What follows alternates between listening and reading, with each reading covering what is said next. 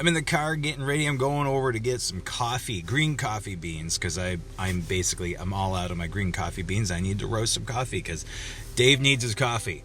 But I wanted to talk about something that's it's a little. I'm having a hard time right now. I told you that the other day, yesterday, about had a little slip and fall, a little like stumbling with a photo shoot. And at the time, it was, okay, let's take care of it. Let's do what we can to salvage it, and really couldn't salvage it. So just trying to salvage the relationship with the client, and that's okay. That's good. I'm all right. The client's all right. So, but one of the things that, like, now that all of the like action is done, all the calls have been made, and all the like, now I'm able to kind of like think, or like just I'm starting to process it. One of the things that's really important, if you're going to do this in a business, you have to accept the faults. You have to say, okay, what can I do to change? What can I do to make this better? And then put processes into place so that it doesn't happen again. This is a really good opportunity, a really good time for me to talk about 124. What does it mean? Because this right here is why branding is so important. And I don't mean what color do you choose, except it does make a difference in my case. But I don't mean how are you marketing your company, like what's your logo look like, what's the color, what's the font style and everything. That makes a difference. But that makes a difference because if you do branding properly, if you are running your own business, trying to get to the root of it, like, why are you doing this? Why are you doing the work that you're doing? Is it just to get a couple bucks and pay the bills? Well, that might be important, but maybe add on to there, why are you trying to pay the bills? For security for your family? Like, that's a better why than just like, oh yeah, I need to pay bills. I'll tell you the rest in just a little bit. I gotta go get the coffee and then come back. So to understand kind of what I'm going through and how I'm adapting to it, it's important to know what 124 is. It's a legacy. It's not just a media company that produces stuff for clients and gives them the deliverables that they need for their own marketing. It's rooted in values from 124 that were settled from the top down, from a generational value system. Lessons that were passed down from my ancestors. And so understanding what 124 is, the place that I grew up in, is important because that helps root me. So the short story is that it started as a cottage, a summer cottage, up by the lake in the northern part of the town that we grew up in. Back when it was built, there was almost nothing up there. It was trees, there was a lake, there was a couple other little cottages being built from what I understand, but largely it was undeveloped. My family lived downtown where it was more like civilization, but during the Great Depression, they had to move into this cottage, and this cottage wasn't even finished yet. And the cottage was being built by my great-grandfather. He was taking pieces of different job sites when there would be extra brick or extra wood, lumber, extra shingles, what have you, to build this cottage. He would take those extra materials and then put them into the cottage. So what was interesting was that this house, while it was made out of brick, had 2 or maybe even 3 different groups of bricks.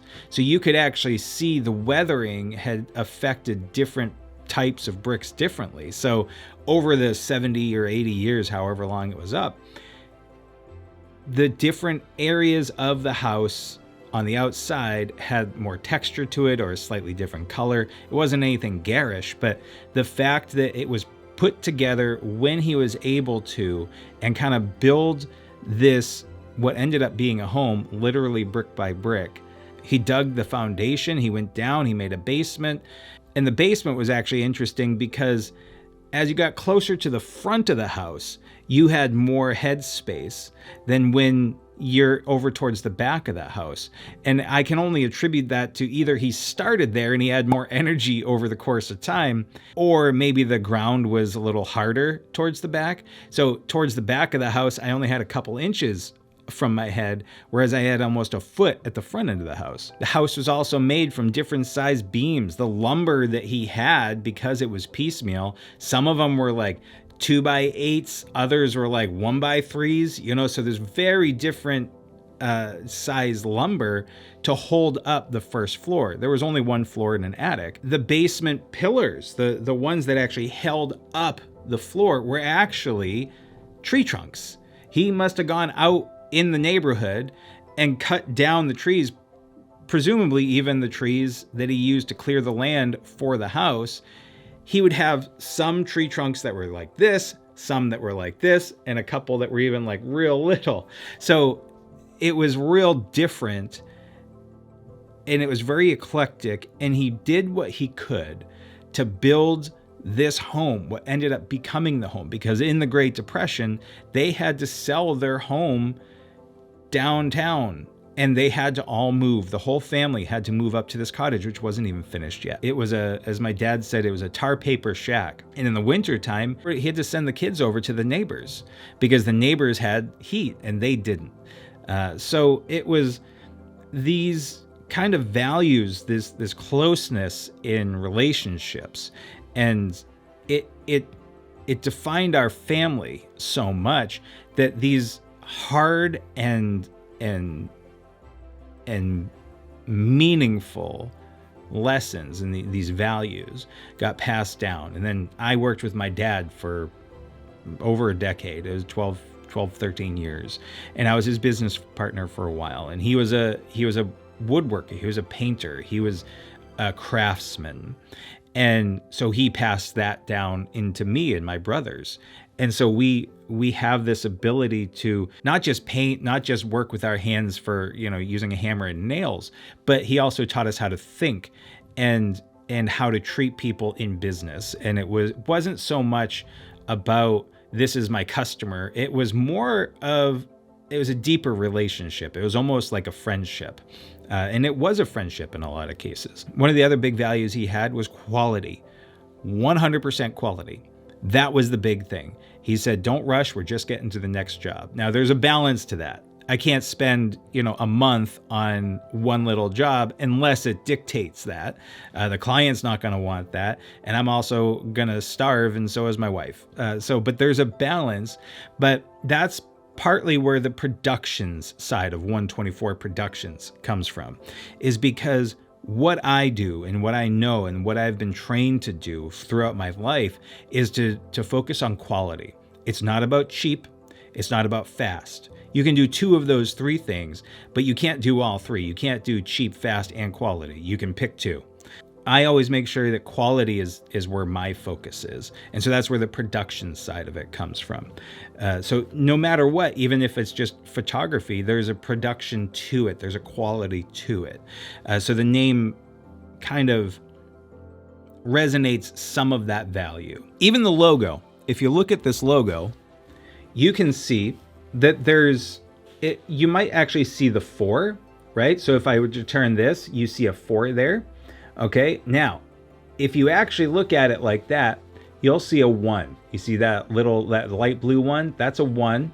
Now, if you took 2 1s and you put them together like this, then that makes 2. And so it's like the Roman numeral 2.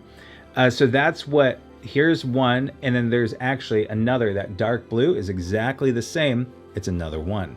Now, and then you put them together, you turn them, and they make a 4. If you look here, it actually looks like, so this is the way that it's designed, is to have this right here, is to have this with these 2 bits right here facing out. And this is supposed to look kind of like an old school video camera.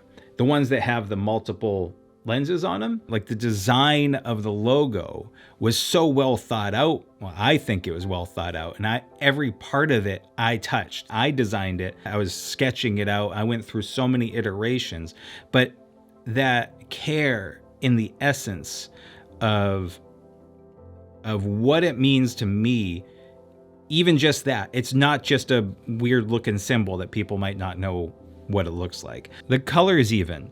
So blue is my mom's favorite color.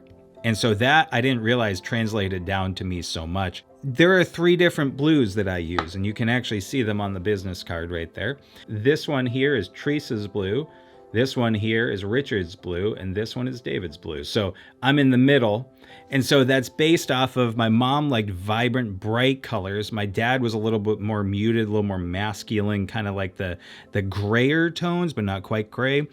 And then I'm in the middle, and I actually really do like those that kind of like mid-tone blues. They're bright, but they're not overly bright and they're not overly dark. So it's actually this really good mix. So even just the little colors that I've chosen means something to me. So it helps ground me when things like this happen, when stumbles happen in business. I feel like, okay, I'm going to process it. I'm going to feel like crap for a little while, but I'm able to get over it quicker because it's like, okay, well, let's get going.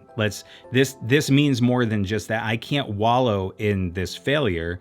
I have to keep going. And it's not just this, it's with anything. So if I'm having a rough week with not getting calls back, or maybe I just don't feel like my progress is being made as fast as I think it should, it means more. There's a legacy to it. And even if that legacy doesn't mean anything to anybody else, the way that I behave is dictated by this legacy. It's dictated by all this stuff that means far more than just me. So it's really important to have branding that reflects that for you. So if you have a company that you're trying to build, you really want to make sure that it's rooted in something. It has some sort of story in it, and other people may never know it. But when you look at it, when you're having a hard time, you're able to ground yourself and realize this is more important. So that's it. That's what 124 means to me, a part of it anyway. This is day 18 of the 20 days of authenticity. So you'll see me for another couple days. After that, I do have kind of a plan that I'm going to be working on. It's probably not going to be every single day, but I am going to post more than I was before. But I have a good plan. I hope it's a good plan. So until I see you tomorrow, be good to each other.